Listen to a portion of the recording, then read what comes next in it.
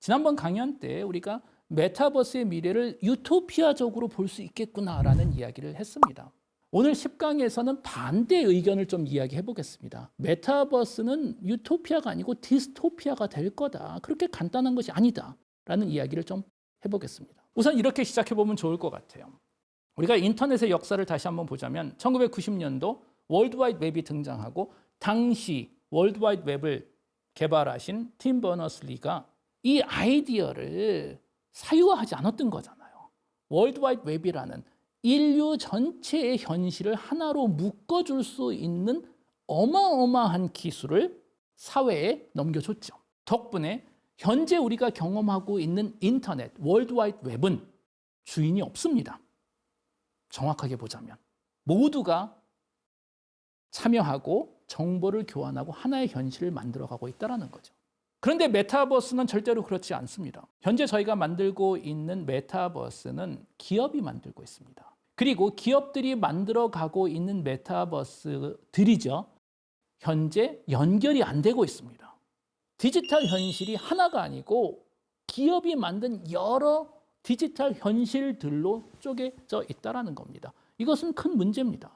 우리가 제대로 된 메타버스를 만들기 위해서는 세계관들이 서로 연결이 돼야 되겠죠. 어떻게 연결을 시킬까라는 것이 가장 큰 문제이기도 합니다. 이 메타버스가 기업 위주로 개발이 되고 있고 여러 현실로 나눠져 있다는 것은 사실 또 하나의 큰 문제를 만들고 있는데 그건 뭐냐면 도대체 메타버스는 누가 컨트롤하는 걸까? 누군가 메타버스를 운영하고 규칙을 만들고 스탠다드를 만들어야 될 텐데 지금은 이런 모든 것들이 기업들이 개별적으로 만들고 있다는 겁니다.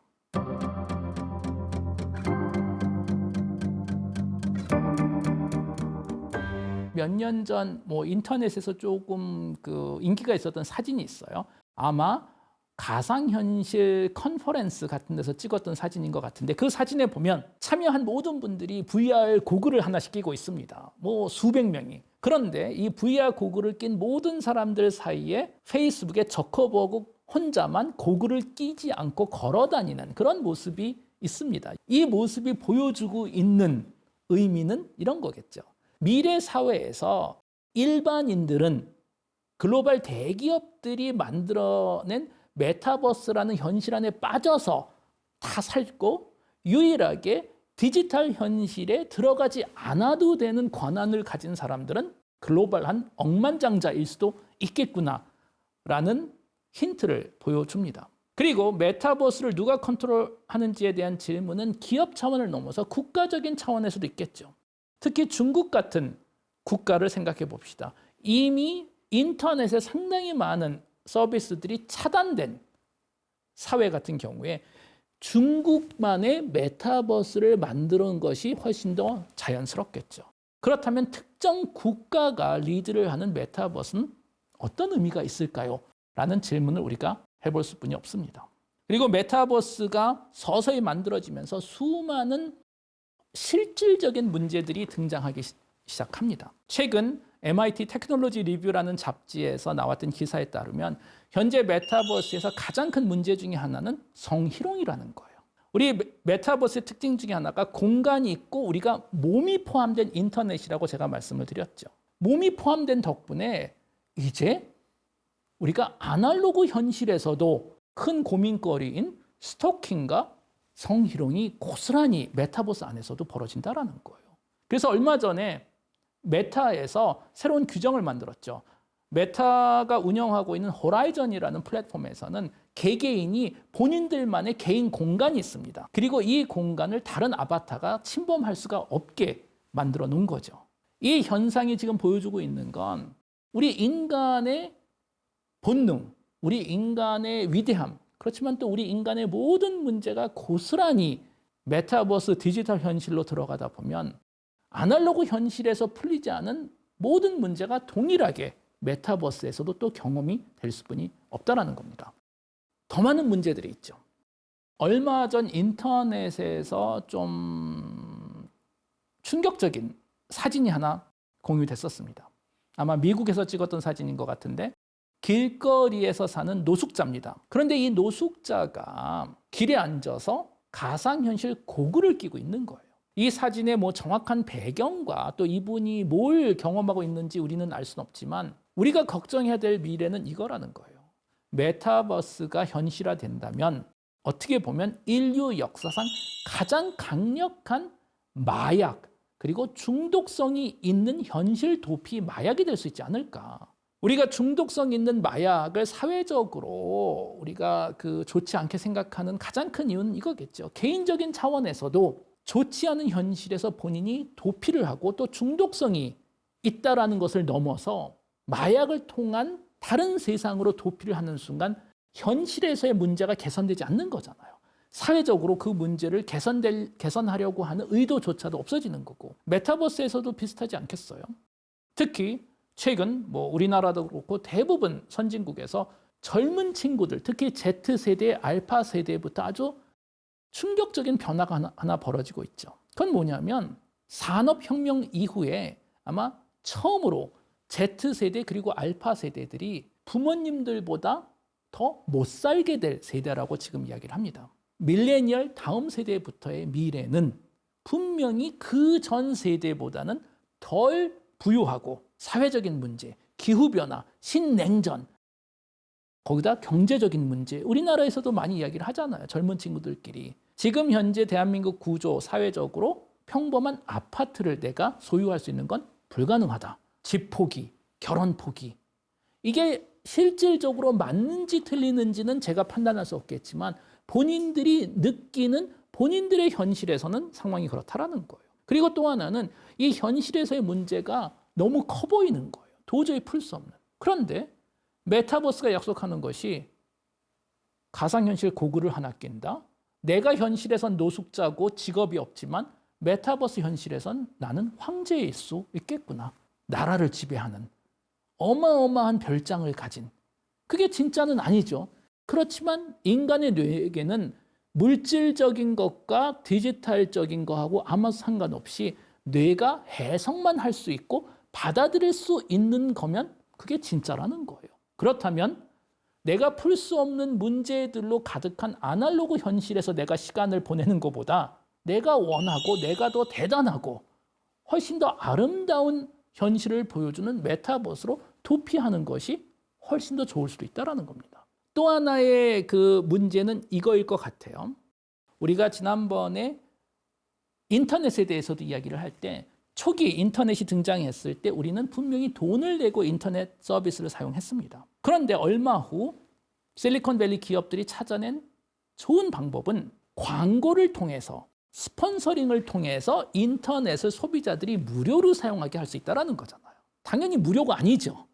돈을 내지 않는 거고 우리는 우리의 데이터를 무료로 제공해 줬던 거죠. 그리고 그 데이터를 통해서 우리 인간의 선호도를 파악하고 더 정교한, 더 디테일한 광고를 띄울 수가 있었던 거죠. 그렇다면 비슷한 트렌드가 메타버스 시대로도 계속 간다면 메타버스의 현실이라는 것은 결국은 사회 하나하나 그리고 우리가 경험하고 있는 현실 자체가 스폰서링 되는 현실이 될 수도 있다는 거예요.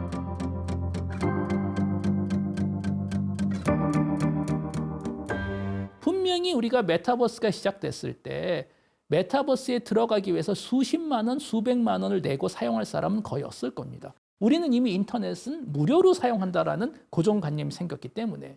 그런데 이 세상에 무료라는 게 있을 수 없잖아요. 이 거대한 기술을 누가 만들고 투자를 해야 될 텐데 유일한 방법은 광고입니다. 결국 미래 현실은 다양한 광고와 또 나의 선호도를 파악한 이런 것들로 지배되는 세상이지 않을까 싶습니다.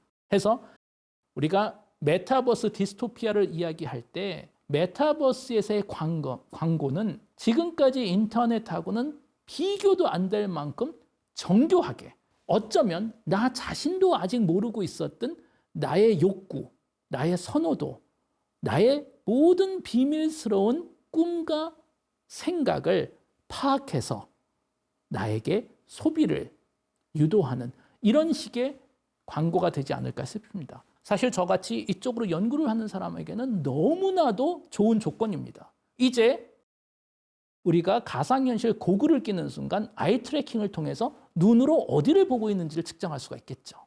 뭘 봤을 때 어떤 표정을 할까? 누구하고 만났을 때 몸을 어떤 식으로 움직일까? 말을 어떤 식으로 할까? 마치 현실에서의 모든 것과 거의 비슷한 디지털 현실에서의 쌍둥이 버전 우리 인간의 생각과 행동을 측정할 수 있는 기회가 생길 거라는 겁니다. 덕분에 우리가 아마 메타버스의 미래를 상상할 때 가장 고민해야 될, 그리고 메타버스 디스토피아는 우리가 경험하게 될 현실이 진짜 현실 또는 디지털화된 쌍둥이 현실이 아닌 광고주를 통해서 스폰서링된 왜곡된 현실을 우리는 항상 경험하게 되지 않을까라는 디스토피아적인 생각을 해볼 수가 있습니다. 또 추가로, 또 오늘은 디스토피아 이야기를 하는 거니까 계속 좀 걱정을 이야기를 해보자면, 저희가 지난번에 인터넷 역사에 대해서 이야기를 하면서 대부분 정보가 가짜 정보다 보니 정보는 늘어났는데 지금 우리는 지식은 줄어든 세상에 살고 있다고 말씀을 드렸습니다. 그리고 또 우리가 경험하고 있는 디지털 현실이 객관적인 디지털 현실이 아니고 개개인의 선호도를 기반으로 현실이 쪼개져 있다고 말씀을 드린 적이 있습니다. 비슷한 일이 더 심하게 메타버스에서도 진행이 되겠죠. 특히 메타버스라는 현실에서는 자연적인 현상과 컨텐츠, 살아있는 사람의 아바타뿐만이 아니고 인공지능 기술을 통해서 만들어진 가짜 인물, 가짜 언어, 가짜 표정들이 등장하겠죠. 흥미롭게 최근에 소개된 결과에 따르면 피험자들을 데리고 실험을 한번 해봤습니다. 진짜 사람들의 얼굴과 인공지능 기계학습을 통해서 만든 가짜 얼굴들을 뭐가 뭔지 모르는 상태에서 비교해 보라고 실험을 했더니 두 가지 결과가 나왔습니다. 첫 번째, 이제 이미 인공지능 기술이 너무 발전돼서 진짜 얼굴과 가짜 얼굴을 통계학적으로 구분하는 것은, 식별하는 것은 불가능해졌습니다. 그런데 더 중요한 결과는 뭐냐면, 흥미롭게도 대부분 사람들은 인공지능을 통해서 만들어진 가짜 얼굴을 진짜 인물들보다 더 신뢰하기 시작했다는 거예요. 더 믿음이 가는 얼굴들이다. 이 얘기는 무슨 얘기일까요? 우리가 미래를 상상해 봤을 때 현재 스마트폰 그리고 인터넷이 있는 상태 세상에서 가장 걱정이 되는 건 인터넷을 통한 사기잖아요. 나 지금 엄마인데 병원에 입원했으니까 빨리 돈을 좀 붙여달라. 또는 지금 뭐 어마어마한 비즈니스를 할 테니 이걸 좀 해주세요. 메타버스에서는 훨씬 더 업그레이드된 가짜, 페이크 뉴스와 페이크 인물들이 등장할 수 있다는 거예요. 사회에서 일어나는, 또 세계에서 일어나는 모든 일을 직접 경험할 수는 없잖아요. 우리는 인쇄된 또는 인터넷에 나와 있는 정보를 가지고 판단을 해야 됩니다. 덕분에 과거에 아날로그로만 정보를 전달했었을 때, 이때는 정보를 찍어내는 그리고 확장시키는 가격이 있었죠. 그러다 보니 웬만한 소문과 가짜뉴스가 확장되기 어려웠지만 인터넷으로 가면서 정보 전달의 가격이 0이 돼버린 거잖아요. 누구나 다 본인만의 소식을 전달할 수 있고 그 소식들의 뉴스 중에 대부분이 가짜라는 거잖아요. 진실과 가짜를 구별하기 어려워지는 탈진실 시대에 우리는 살고 있다라고 많은 분들이 이야기를 합니다. 그런데 메타버스에서는 흥미롭게도 뉴스만 가짜인 것이 아니고 그 뉴스를 나한테 전달해주는 사람 자체가 가짜일 수 있다는 거예요. 그런데 문제는 우리 인간은 뇌과학적으로 사람과 교감을 하고 믿는 쪽으로 진화를 하기 때문에 글씨로 본 그 정보가 참인지 거짓인지 구별하는 것보다 나하고 너무 비슷하고 말투도 비슷하고 선호도도 비슷한, 호감이 가는, 내가 친구라고 충분히 생각할 수 있는 사람을 통해서 전달되는 정보가 참인지 거짓인지가 훨씬 더 어렵다는 거예요. 우리가 살면서 가장 실망하는 케이스가 내가 믿었던 사람한테 속는 거잖아요. 친구. 왜냐? 친구는 나를 속이는 사람이 사실 아니죠. 현실에선 다행히도 이런 케이스가 별로 없겠지만 메타버스에서 나의 선호도를 기반으로 기업, 정치적인 단체 또는 테러 조직들이 가짜 친구를 만들고 나의 선호도에 완벽하게 매칭된 친구들을 통해서 할 수 있는 메타 진실적인, 탈진실적인 행위는 상상을 초월하지 않을까 싶습니다. 그래서 오늘은 여기까지 진행하는 거로 하겠습니다. 네, 감사합니다.